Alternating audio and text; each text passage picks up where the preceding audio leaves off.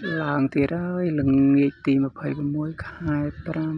2026 ចោលមកពីលិចចោលមេរោភ្លៀងចោលស្ទើទៀតសានដាតថ្មីផងអត់លឺដូចអណ្ដាតចាស់លឺមកធំយើងស្ដាប់បានបើថតអត់មានអត់ចូលបានអត់ចូលក្នុងទូរស័ព្ទយើងកើតវាលឺស្ទើឡើងចុះប៉ុណ្ណាវាឡើងចោត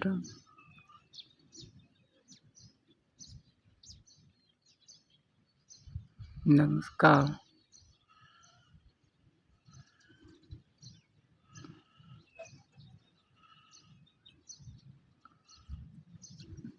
ពឺតាឡ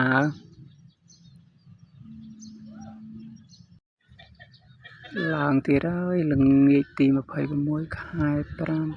2026ចោលមកពីលិចចោលមេរោភ្លៀងចោលស្ទើទៀតសានដាតថ្មីផងអត់លឺដូចអណ្ដាតចាស់លឺមកធំយើងស្ដាប់បានបើថតអត់មានអត់ចូលបានអត់ចូលក្នុងទូរស័ព្ទយើងកើតវាលឺស្ទើឡើងចុះប៉ុណ្ណាវាឡើងចោត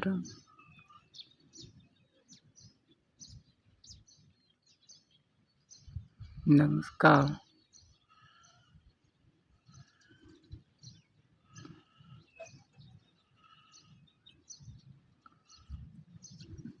ពឺតា